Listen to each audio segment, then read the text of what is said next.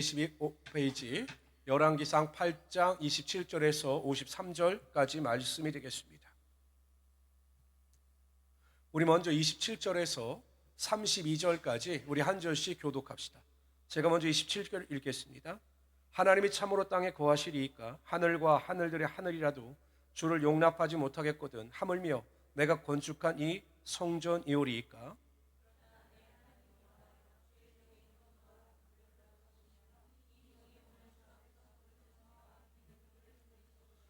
주께서 전에 말씀하시기를 내 이름이 거기 있으리라 하신 이곳 이 성전을 향하여 주의 눈이 주야로 보시오며 주의 종이 이곳을 향하여 비는 기도를 들으시옵소서.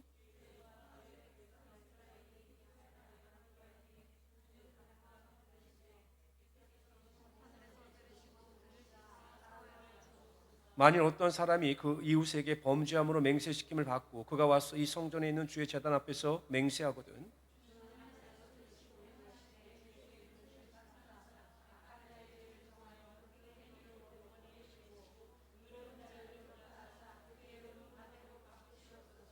성전을 건축한 솔로몬은 하나님께 대하여 간절한 마음을 가지고 기도했습니다. 먼저 지난 시간에 살펴보면 자신들의 후손, 자손들을 위한 기도를 하나님께 드렸습니다.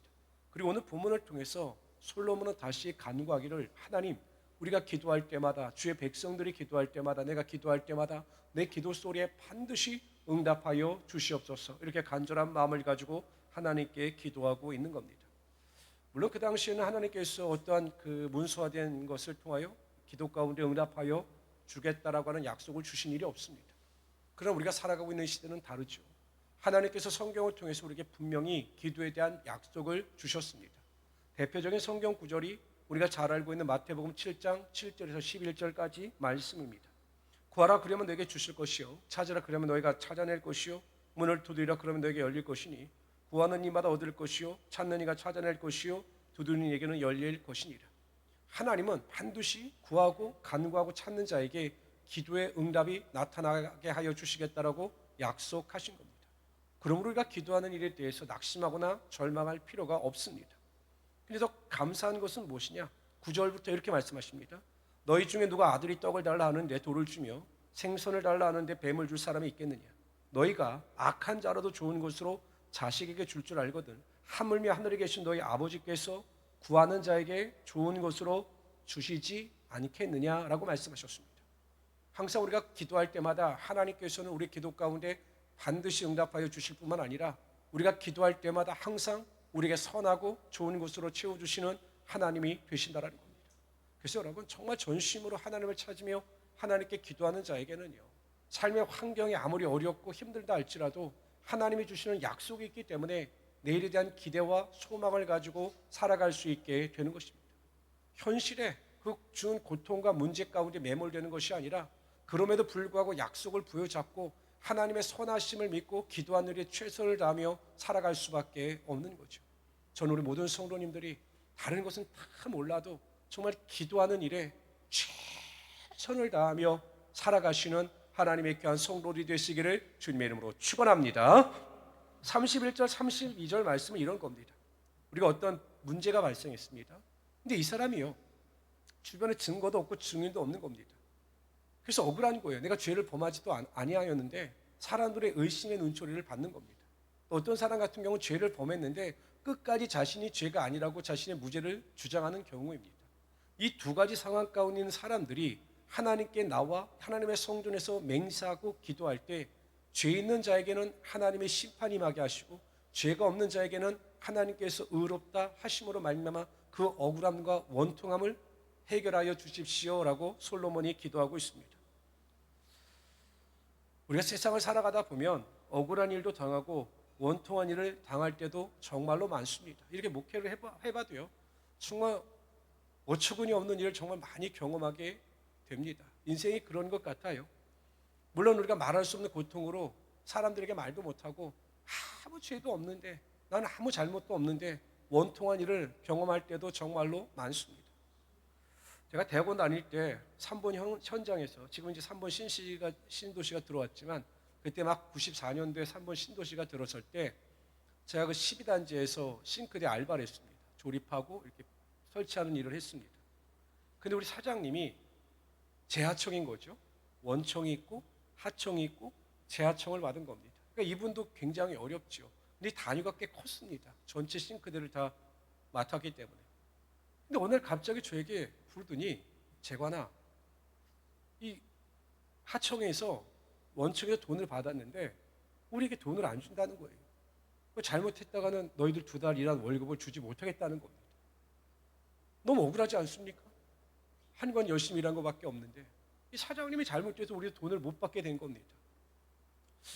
근데 우리가 사장님한테도 뭘 오라고 못하는 게 이분이 너무 잘해주셨어요. 우리한테 너무 잘해주셨기 때문에 제 후배 둘하고 제가 이 사장님한테 뭐라고 말을 못하는 겁니다.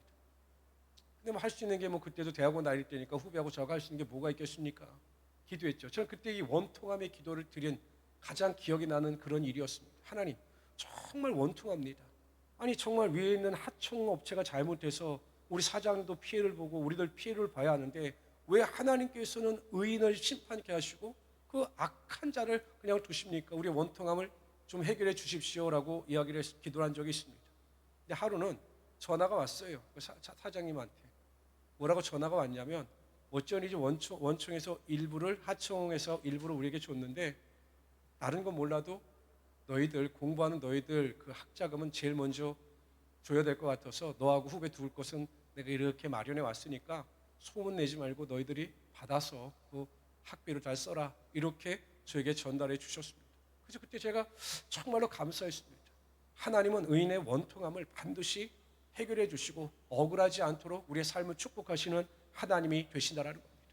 우리가 예수를 믿게 되면요 억울한 일이 참 많아요. 저도 목회자이기 때문에 하고 싶은 말도 못하고 물론 우리 성도들이 아니라 다른 사람들에게 하고 싶은 말도 못하고 또 정말로 화를 내지도 못하는 상황이 너무나 많습니다. 목회자이기 때문에 혹시 내가 하나님의 영광을 가릴까요? 말과 행동을 조심할 때가 정말로 많습니다. 그러다 보면 억울할 때도 많죠. 원통할 때도 많죠.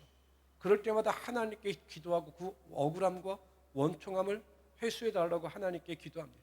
그러면 여지없이 하나님 그 억울함과 원통함을 해결해 주시고 오히려 이전보다 더 큰 축복을 우리 삶에 내 삶에 부어주심을 제가 경험하게 되었습니다. 솔로몬의 기도가 바로 그런 기도입니다. 하나님 억울한 자가 없게 하시고 원통한 자가 없게 하시고 의인의 기도 가운데 하나님의 갑절의 복이 임하게 하여 주십시오. 이렇게 솔로몬이 기도하고 있는 겁니다. 성도 여러분, 억울할수록 원통할수록 더욱 하나님을 바라보고 하나님을 의지하심으로 의로운 자에게 응답하시고 축복하시는 하나님의 능력을 맛보며 살아갈 수 있는 우리 귀한 성도들이 되시기를 주님의 이름으로 축원합니다. 우리 33절부터 40절까지 읽도록 하죠. 33절 제가 읽겠습니다. 만일 주의 백성 이스라엘이 주께 범죄하여 적국 앞에 패하게 되므로 주께로 돌아와서 주의 이름을 인정하고 이 성전에서 주께 기도하며 간구하거든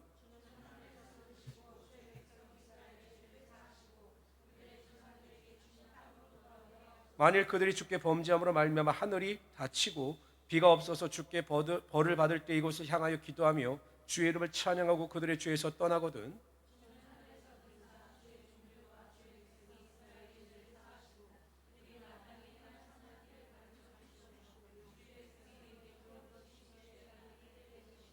만일 이 땅에 기근이나 전염병이나 있거나 곡식이 시들거나 깐부기가 나거나 메뚜기나 황충이 나거나 적국이 와서 성읍을 에워싸거나 무슨 재앙이나 무슨 질병이 있든지 막론하고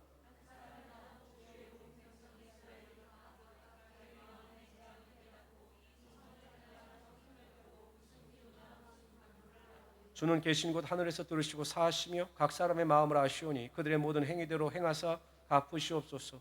주만홀로 사람의 마음을 다 아심이니이다.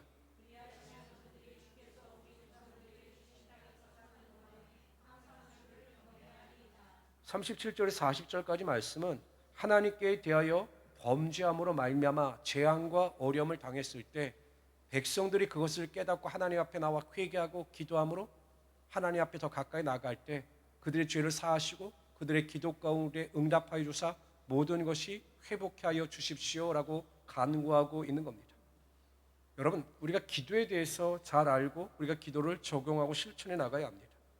대전제는요, 하나님은 반드시 우리의 모든 기도 가운데 응답하여 주신다는 겁니다. 그런데 중요한 것이 있습니다. 우리 하나님은 대명제로 모든 기도 가운데 다 응답하여 주시는데 우리의 기도 가운데 응답하시지 않을 때가 있습니다. 어떤 경우냐? 오늘 본 말씀처럼 우리가 하나님 앞에 죄를 범했을 때, 우리가 범죄함 가운데 죄에 노출되어 있을 때 하나님은 우리의 기도 가운데 응답하여 주시지 않는다라는 겁니다.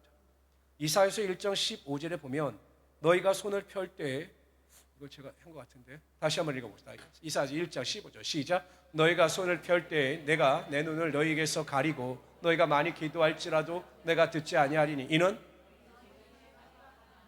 너희가 죄가 가득함으로 아무리 간절히 기도하고 부르짖을지라도 내가 너희들의 기도 가운데 응답하시지 않겠다라고 하나님께서 말씀하고 있습니다. 그러니까 여러분, 우리의 기도가 응답되지 않을 때 우리 자신을 뒤돌아보면서 혹시 내가 하나님의 말씀에서 잘못된 길을 걸어가지 않았는가, 내가 죄악 가운데 행한 일은 없는가를 성찰하며 나를 분석하고 그래서 더 하나님 앞에 거룩함 가운데 나아갈 수 있어야 한다는 겁니다. 그런데 제가 많이 경험해보고 많이 상대해보고 많은 목회자들을 만나면서 내린 결론 중에 하나가, 사람들은 자신들의 죄에 대해서 그렇게 쉽게 깨닫지를 못한다는 겁니다. 목회자들도 마찬가지예요. 만나보면 내가 죄를 지었다, 내가 하나님 앞에 범죄했다 라고 스스로 깨닫고 돌이키고 고백하는 분들이 그리 많지 않습니다. 성도들도 마찬가지입니다. 자신의 죄에 대해서, 자신의 잘못됨에 대해서 깨닫고 회개하고 돌이키는 사람들은 정말로 그리 많지 않습니다. 왜냐하면 사람들 자기가 너무나 관대하기 때문입니다. 신앙은 절대 자기 자신에 대해서 관대해서는 안 되는 겁니다. 성경은 캐논이라고 해서 척도라고 있습니다. 이 줄을 재는 자입니다. 항상 우리가 하나님의 말씀에 비추어서 하나님의 말씀을 묵상하고 하나님의 말씀 안에 거하게 되면 그 말씀이 살았고 운동력이 있어 우리 안에 역사함으로 우리의 사소한 죄라도 드러나게 하시고 깨닫게 하시고 보게 하심으로 말미암아 우리가 회개하고 돌이켜 하나님 앞에 가까이 나가게 하여 주신다는 거예요. 그래서 우리 성도님들은 항상 나를 성찰하는 믿음의 태도가 있어야 합니다. 매일 삶 속에서 혹시 내가 오늘 하루 어떤 인간관계 가운데 죄를 범한 것은 없는가? 누구에게 상처를 준 일은 없는가? 말에 실수를 한 것은 없는가? 내가 하나님 앞에 나태함과 계음으로 말미암아 하나님 앞에 가까이 나가지 아니하고 하나님으로부터 멀어지지 아니하였는가? 정말 내가 오늘 하루 하나님 앞에 기도함으로 하루를 시작했는가? 항상 이 영적인 테스트를 통해서 자신을 성찰하고 자신의 죄를 돌아볼 수 있어야 한다는 겁니다. 그럼 하나님께서 깨닫게 해주셔요. 그리고 알게 해주십니다. 그리고 우리가 죄를 다시 고백하고 회개할 때 오늘 솔로몬의 기도처럼 우리의 삶이 회복되어지고 우리의 삶에 하나님의 은혜와 능력이 반드시 나타나게 하여 주시는 겁니다. 항상 여러분 자기 자신을 성찰하시고 자신의 죄에 대해서 우리가 철저하게 고백하고 회개함으로 하나님의 더 큰 은혜와 능력을 맛볼 수 있는 하나님의 귀한 성도로 되시기를 주님의 이름으로 축원합니다. 두 번째는요, 왜 하나님께서 우리 기도 가운데 응답하시지 않느냐? 아직 하나님의 때가 이르지 아니했기 때문입니다. 우리가 생각하는 우리의 때와 하나님이 생각하시는 하나님의 때는 다릅니다. 성경에도 보면 성경의 위대한 인물들, 기도하는 사람들 가운데에서도 하나님은 즉시 그들의 기도 가운데 응답하신 것이 아니라 때가 되었을 때 하나님께서 그들에게 기도에 응답하여 주셨습니다. 이삭이 리브가를 만나서 40세의 리브가를 만납니다. 근데 바로 잉태의 축복을 허락하신 것이 아니라 간절히 기도했지만 20년이 지난 뒤에 야곱과 에서를 허락하여 주셨죠. 아브라함도 마찬가지죠. 항상 하나님은 때가 완전한 때를 기억하시고 그때 우리의 기도 가운데 응답하여 주사 하나님의 역사와 하나님의 능력과 축복이 나타나게 하여 주시는 겁니다. 내가 아무리 생각해도 하나님 앞에 범죄한 사실이 없어요. 죄를 범한 사실이 없어요. 여전히 주님의 일에 열심히 했고 내가 말씀대로 살고자 노력했다. 그런데도 여전히 하나님의 기도 응답이 나타나지 않는다. 그렇다면 하나님의 때가 아니기 때문에 우리는 인내하며 끝까지 기도할 수 있어야 한다는 것입니다. 세 번째, 하나님께서 왜 우리 기도 가운데 응답하여 주시지 않느냐? 제일 중요한 건데요, 우리가 하나님의 뜻대로 구하지 아니하였기 때문일 겁니다.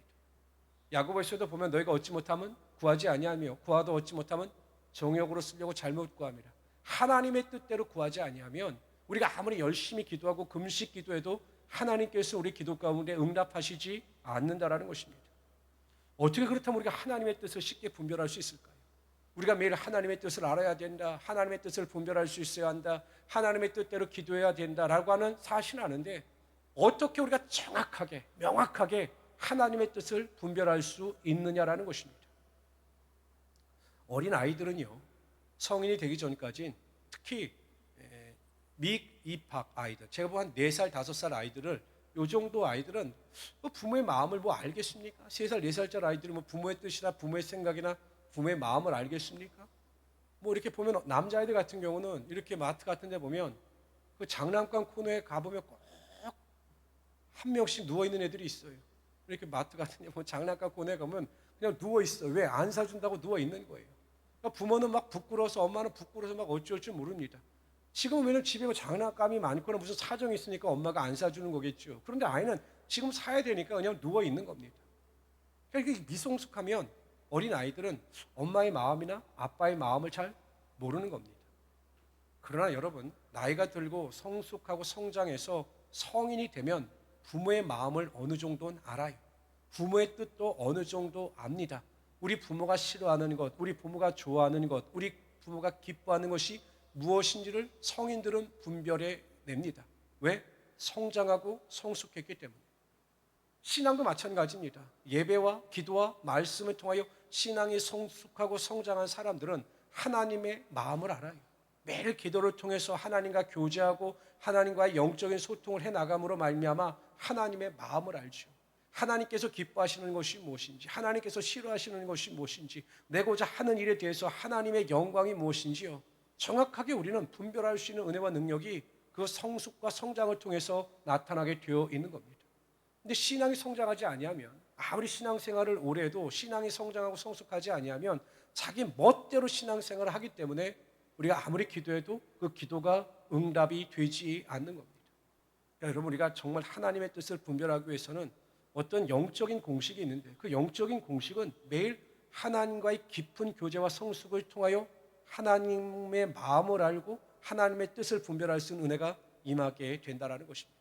그래서 우리 모든 성도님들은 다른 것이 아니라 매일 하나님을 가까이 하고 기도하고 묵상함으로 말미암아 신앙의 성장과 성숙을 이루며 살아갈 수 있는 하나님의 귀한 성도들이 되시기를 바랍니다. 그러면 반드시 하나님은 여러분들이 구하고 간구하는 것보다 넘치도록 좋은 것으로, 선한 것으로 채워주시고 여러분의 삶에 하나님의 축복이 임하게 하여 주실 겁니다. 이런 믿음을 가지고 승리할 수 있는 우리 성도들이 되시기를 주님의 이름으로 축원합니다. 우리 41절부터 45절까지 읽도록 하죠. 41절 여러분들 읽어주세요. 읽습니다. 시작.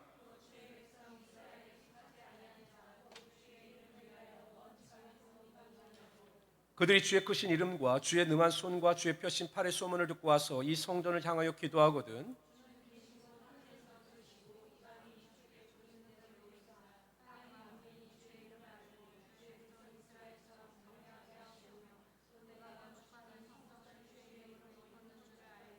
주의 백성이 그들의 적국과 더불어 싸우고자 하여 주께서 보내신 길로 나갈 때 그들이 주께서 택하신 성읍과 내가 주의 이름을 위하여 건축한 성전이 있는 쪽을 향하여 여호와께 기도하거든.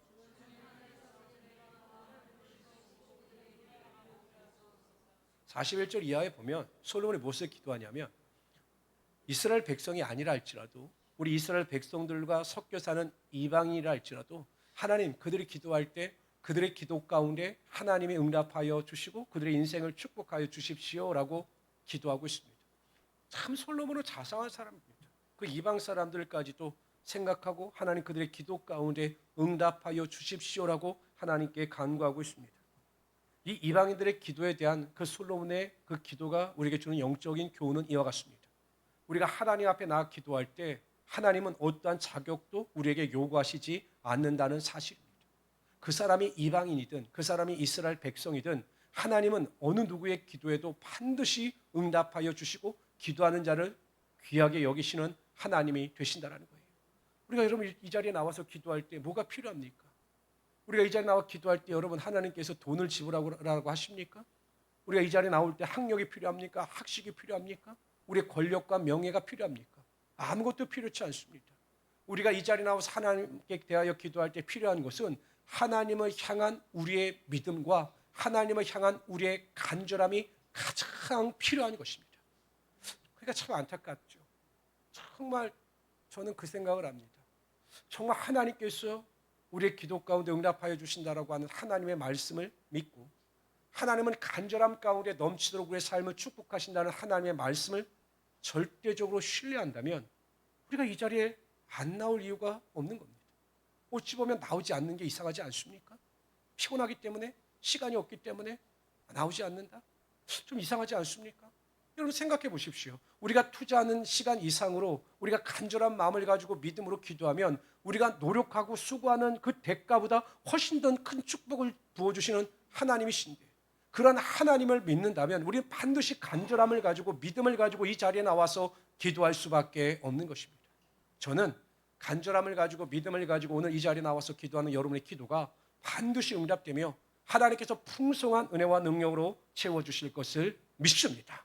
그래서 기도하는 일에 최선을 다하시고 믿음을 가지고 기도할 수 있는 하나님의 귀한 성도들이 되시기를 주님의 이름으로 축원합니다. 우리 46절부터 53절까지 읽도록 하죠. 46절 제가 읽겠습니다.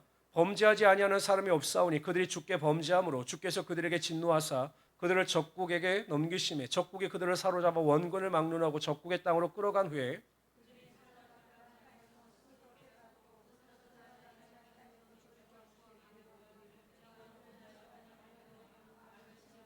자기를 사로잡아간 적국의 땅에서 온 마음과 온 뜻으로 주께 돌아와서 주께서 그들의 조상들에게 주신 땅 곧 주께서 택하신 성읍과 내가 주의 이름을 위하여 건축한 성전이 있는 쪽을 향하여 주께 기도하거든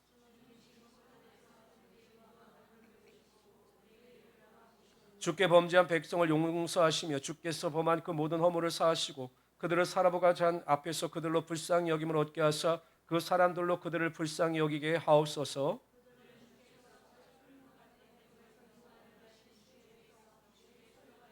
원하건대 주는 눈을 들어 주의 궁의 간구함과 주의 백성 이스라엘의 간구함을 보시고 주께 부르짖는 대로 들으시옵소서.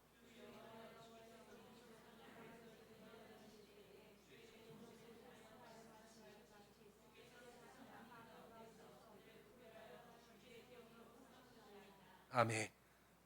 솔로몬은 자신들의 죄로 인하여 이방의 포로로 끌려갔을 때 그들의 이방의 포로의 자리에서 하나님 앞에 다시 회개하고 돌이키면 그들을 다시 궁유를 얻게 하시고 이방 땅에서 은혜를 베풀어 주시라고 기도하고 있습니다.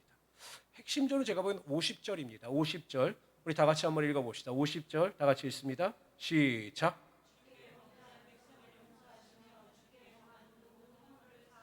그들을 사로잡아 간 앞에서 그들로 그 사람들로 그러니까 이스라엘 백성들이 포로로 잡혀가면 그 잡아간 사람들의 마음 가운데 불쌍히 여기는 마음을 주사 이스라엘 백성들이 궁유롭게 하여 주십시오라고 기도하고 있습니다.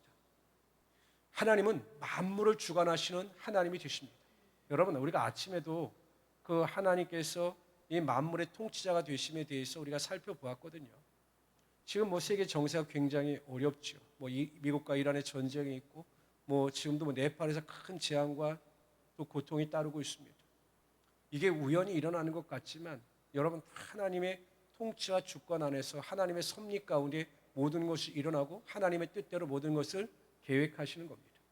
하나님의 역사, 하나님의 역사에 이끌어 가심은 일반적인 역사의 흐름이 아닙니다. 여러분이 히스토리라고 하는 것이 그의 이야기, 예수 그리스도에 대한 이야기입니다. 히스토리가 his story 이런 의미거든요. 그러니까 하나님의 역사는 구원의 역사입니다. 이 땅을 통해서 하나님께서는 만물의 왕이 되사 모든 사람들이 구원 얻기를 원하시며 구원의 역사로 이 역사, 이 세상의 역사를 주관하시며 이끌어 가신다는 사실이에요. 근데 여러분 중요한 것은 하나님은 만물을 주관하실 뿐만 아니라 인간의 마음과 생각을 주장하여 주사 그 마음과 생각을 하나님의 뜻대로 움직이실 때도 정말로 많다는 사실입니다. 이런 대표적인 인물이 고레스잖아요.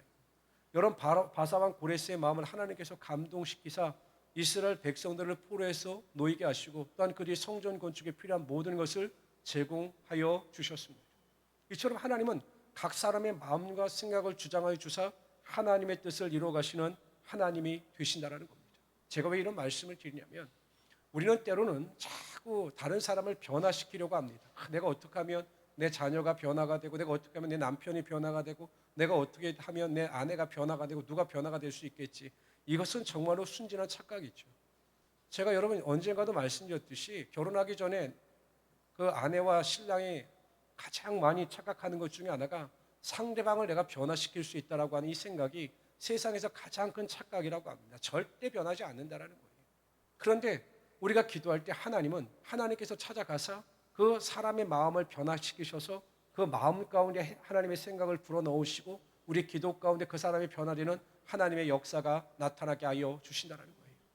여러분, 우리가 자녀를 어떻게 변화시킵니까? 제가 보기엔 이 세상에서 가장 힘든 게 자녀 교육이에요. 그 훌륭한 옥하는 목사님도 그 자녀 변화 못 시켰습니다.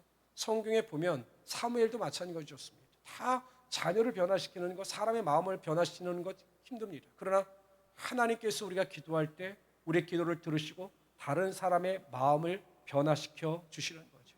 제가 보기에 성경 말씀대로 보면 100마디 자녀에 대한 잔소리보다 한마디의 어머니의 기도가 오히려 자녀의 마음을 바꾸게 하실 것이고 그 기도를 통해서 하나님의 역사와 능력이 나타나게 하여 주실 겁니다.